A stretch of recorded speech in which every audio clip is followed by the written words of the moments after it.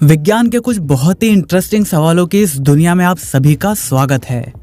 Fact number 1, अंडे तो आप में से बहुत से लोगों ने कभी न कभी बॉईल जरूर किया होगा, लेकिन क्या कभी आपने ये सोचा है कि क्या हम इस बॉईल हुए अंडे को दोबारा अनबॉईल कर सकते हैं? यानी क्या आप एक बार अंडे को उबालने के बाद उसे दोबारा पहले जैसा बना सकते हो? वेल, अकॉर्डिंग टू साइंस इसका जवाब है हाँ, ऐसा करना पॉसिबल है। अंडे को अनबॉईल कैसे करेंगे, ये जानने से पहले हम अंडे को बॉईल करते समय उसमें होता क्या है, पहले उसे जान लेते हैं। अंडे का एग व्हाइट और योक मेनली प्रोटीन से बने होते हैं और प्रोटीन एक लॉन्ग मॉलिक्यूल होता है जो अमीनो एसिड से मिलकर बना होता है। आप इसे एक चेन की तरह भी इमेजिन कर सकते हो, जिसमें चेन एक प्रोटीन मॉलिक्यूल है और जिन छोटे छोटे पार्ट से मिलकर वो चेन बनी है उसे आप अमीनो एसिड मान सकते हो।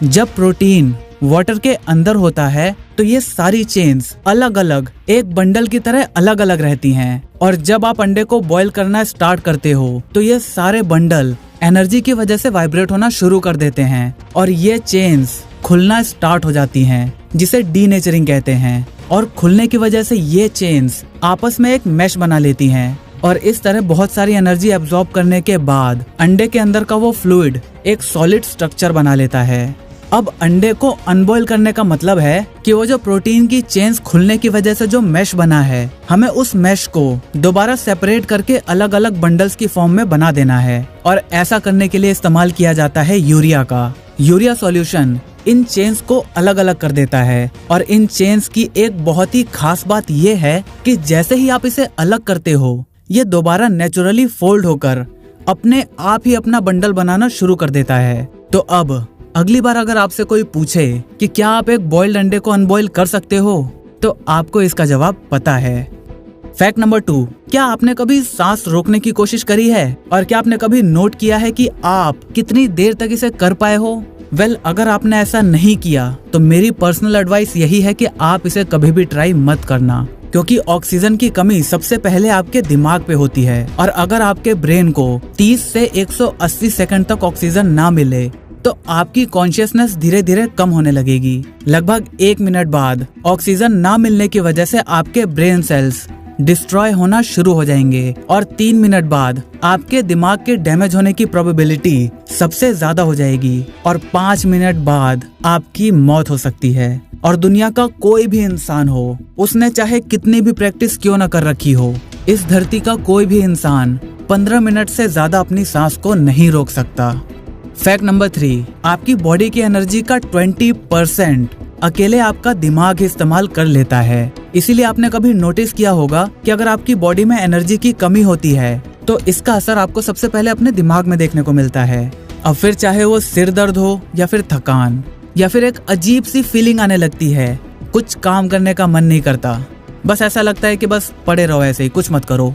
तो अगली बार जब भी आपको ऐसा सिर दर्द हो या फिर आपका काम करने का मन ना कर रहा हो, तो इसका मतलब सिंपली ये है कि आपके शरीर में एनर्जी की कमी हो चुकी है और आप तुरंत कुछ खा लो या फिर कुछ पी लो, जिससे आपकी एनर्जी दोबारा रिटेन हो सके और फिर बिना कुछ सोचे अपने काम पर लग जाओ। फैक्ट नंबर 4, अगर आपके पास कार है तो कभी न कभी आपके साथ ऐसा जरूर हुआ होगा कि आप किसी मॉल गए या फिर कहीं भी किसी ओकेजन पर गए और वहाँ आपने अपनी कार को पार्क कर दिया, लेकिन जब आप वहाँ से वापस आने वाले हो तो आप कंफ्यूज हो जाते हो कि यार मैंने अपनी कार कहाँ पार्क करी थी। और इसके बाद अगर आपके कार में रिमोट कंट्रोल सेंसर है तो आप उसे दबाकर अपने कार की आवाज को सुनने की कोशिश करते हो, लेकिन बहुत बार ऐसा होता है कि रिमोट की रेंज या तो बैटरी की वजह से या फिर किसी और वजह से काफी कम हो जाती है। तो ऐसे कंडीशन में आप क्या करोगे? वेल, अगर ऐसे कंडीशन में आपको अपने रिमोट की रेंज को बढ़ाना है तो आप उसे अपनी चिन के नीचे सटाकर इस्तेमाल कर सकते हो। एक्चुअली इस प्रोसेस में आपका स्कल एक कंडक्टर की तरह काम करेगा और आपकी चाबियों के लिए एक्स्ट्रा एंटीना प्रोवाइड करेगा, जिससे आपके चाबियों की रेंज बढ़ जाएगी। कभी ट्राई करके देखना। फैक्ट नंबर 5, बारिश। ये नाम सुनते ही शायद आपको भी मेरी तरह एक फ्रेशनेस का एहसास होता होगा। एक्चुअली जब पहली बार बारिश होती है तो उसके बाद एटमॉस्फेयर में एक स्मेल फैल जाती है, जिसे हम अपनी मिट्टी की खुशबू भी कहते हैं। और कई लोगों को बारिश सिर्फ इसीलिए पसंद है क्योंकि इसके बाद वो उस खुशबू को एंजॉय कर पाएंगे। लेकिन क्या आपको पता है कि साइंटिस्ट ने इस स्मेल को एक नाम भी दिया है पेट्रिकॉर, लेकिन पानी की तो कोई स्मेल होती ही नहीं है। और बारिश के बाद क्या सच में जो खुशबू आती है वो हमारे मिट्टी की ही होती है? एक्चुअली ये खुशबू मेनली 3 चीजों की वजह से आती है। नंबर 1, जमीन में पाए जाने वाले बैक्टीरिया एंटीनोमाइसाइट्स। ये सूखी मिट्टी में पोर्स बना देते हैं और जब बारिश होती है तो ये पोर्स पानी से डिस्प्लेस हो जाते हैं और हवा में मिल जाते हैं और इस तरह हम इन्हें स्मेल कर पाते हैं। नंबर 2, कुछ प्लांट्स और ट्रीज नेचुरली ऑयल रिलीज करते हैं जो मिट्टी में कलेक्ट होता रहता है और जब बारिश होती है तो ये हवा में मिल जाता है। और इसका तीसरा कारण है ओजोन। ओजोन की बहुत ही हल्की लेकिन बहुत ही मस्त सी स्मेल होती है, इसीलिए इसका नाम ओजीन के नाम पर रखा गया है, जिसका मतलब होता है स्मेल। लाइटनिंग की वजह से ऑक्सीजन के मॉलिक्यूल आयनाइज हो जाते हैं और वो आपस में मिलकर ओजोन बना लेते हैं और ये ओजोन के मॉलिक्यूल्स बारिश के साथ नीचे जमीन तक आ जाते हैं और ये तीनों ही कारण मिलकर हमें ये अद्भुत खुशबू का एहसास करवाती है। फैक्ट नंबर 6, वैसे तो एयरप्लेन में बहुत सारी लाइट्स लगी होती हैं, लेकिन क्या आपने विंग्स के नीचे लगी ये रेड और ग्रीन कलर की लाइट को कभी नोटिस किया है? इन्हें नेविगेशन लाइट्स भी कहते हैं। जब पायलट्स फ्लाई कर रहे होते हैं तो रात के समय उन्हें एयरक्राफ्ट की केवल लाइट्स ही दिखाई देती हैं और इन लाइट्स की वजह से सामने वाले पायलट को ये पता चलता है कि ये एयरक्राफ्ट किस डायरेक्शन में जाने वाला है। आप इसे इस फोटो से आसानी से समझ सकते हो। पहले वाले केस में हेलीकॉप्टर आगे की तरफ जा रहा है और इसे अपने लेफ्ट साइड में एक एयरक्राफ्ट दिखाई देता है और ग्रीन कलर की लाइट भी उसी की तरफ है, तो इसका मतलब है कि एरोप्लेन हेलीकॉप्टर की तरफ फ्लाई कर रहा है और उन दोनों में क्रैश होने के चांसेस काफी ज्यादा हैं। जबकि दूसरे केस में एयरक्राफ्ट राइट साइड में है और हेलीकॉप्टर को ग्रीन लाइट फिर उसी साइड दिखाई देती है। इसका मतलब ये है कि एरोप्लेन ऑलरेडी पाथ क्रॉस कर चुका है और हेलीकॉप्टर से दूर जा रहा है। फैक्ट नंबर 7, आपने देखा होगा कि साबुन चाहे किसी भी कलर का हो और किसी भी कंपनी का हो, उसका फॉर्म हमेशा व्हाइट कलर का ही होता है। सोप एक्चुअली 3 चीजों से मिलकर बनता है, सर्फेक्टेंट, कलर डाई और परफ्यूम। सर्फेक्टेंट वाटर के साथ मिलकर झाग बनाता है, डाई सोप को कलर देता है और ये बहुत ही कम मात्रा में इस्तेमाल किया जाता है क्योंकि इसकी जरूरत बहुत ही कम पड़ती है और ये पानी में घुल जाती है। और परफ्यूम सोप में वो स्मेल ऐड करता है। साबुन का झाग बहुत सारे छोटे छोटे सोप बबल्स से मिलकर बनता है। मैं उन बड़े बबल्स की बात नहीं कर रहा जो नहाते टाइम आपको क्लियरली दिख जाते हैं, वो तो है ही, लेकिन जो फॉर्म होता है, जो झाग बनता है, वो कुछ नहीं, सिर्फ बबल्स ही होते हैं। ये बबल्स इतने छोटे और इतने सारे होते हैं कि आप इन्हें इंडिविजुअली तो देख ही नहीं सकते और कलेक्ट होने के बाद ये कुछ ऐसे दिखाई देते हैं। इस वजह से जब लाइट्स इन पर पड़ती है तो सारे बबल्स अलग अलग वेवलेंथ की लाइट्स को अलग अलग डायरेक्शन में रिफ्लेक्ट करते हैं। और अगर आप एक साइंस लवर हैं तो आपको ये तो जरूर पता होगा कि कोई भी ऑब्जेक्ट अगर सारी लाइट्स की वेवलेंथ को एब्जॉर्ब कर लेता है तो वो हमें ब्लैक कलर का दिखता है, और कोई ऑब्जेक्ट सभी लाइट्स की वेवलेंथ को रिफ्लेक्ट कर देता है तो वो हमें व्हाइट कलर का दिखता है।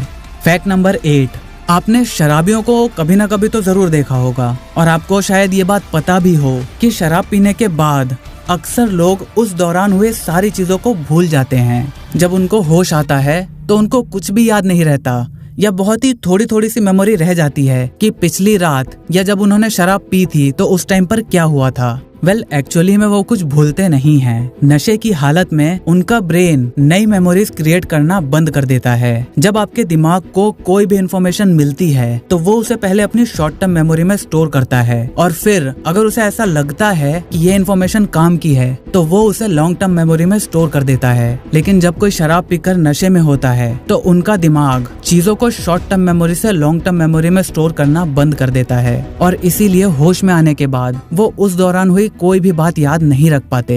फैक्ट नंबर 10, आपने मूवीज और टीवी सीरियल्स में कहीं न कहीं ऐसे सीन्स तो जरूर देखे होंगे जहां एक इंसान को एक ड्रग देकर उसे इन्वेस्टिगेट किया जाता है, यानी उससे पूछताछ की जाती है और उस सीरम की वजह से वो इंसान सिर्फ सच बोलता है। क्या रियल लाइफ में भी कोई ऐसा ड्रग मौजूद है जिसे लेने पर आप केवल सच बोलो? इसका जवाब है हाँ भी और नहीं भी। ऐसे कई सीरम्स हैं जिन्हें पीने के बाद आपके लिए झूठ बोलना बहुत ही मुश्किल हो जाता है और सच आसानी से आपके मुंह से निकल पाता है। ये सीरम्स आपके दिमाग के सोचने की कैपेसिटी को कम कर देता है, क्योंकि ये बात तो आप भी मानोगे कि झूठ बोलना सच बोलने से थोड़ा ही सही लेकिन मुश्किल होता है। बीबीसी की एक रिपोर्ट के मुताबिक एक इंसान ने अपने ही ऊपर ऐसा टेस्ट किया। जब पहले उसे हल्का हल्का डोज दिया गया तो वो अपने प्रोफेशन के बारे में झूठ बोल रहा था। उसने बोला कि वो एक कार्डियक स्पेशलिस्ट है, लेकिन जब डोज को धीरे धीरे बढ़ाया गया तो बाद में उसने ये बताया कि वो एक टेलीविजन प्रोड्यूसर है। लेकिन अभी भी आज तक कोई भी ऐसा ड्रग प्रूव नहीं हुआ है जिसे एक ऑफिशियल ट्रूथ टेलिंग ड्रग कहा जा सके। इसीलिए वेस्टर्न कंट्रीज ने इन्हें आज तक लीगल इन्वेस्टिगेट टूल मानने से इनकार कर दिया है। लेकिन भारत में रॉ और दूसरी कुछ सीक्रेट एजेंसीज शायद इन सीरम्स का इस्तेमाल करती हैं।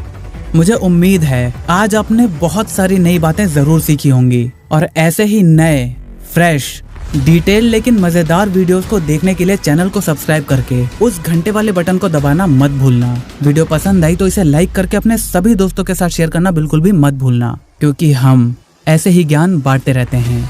जय हिंद, वंदे मातरम।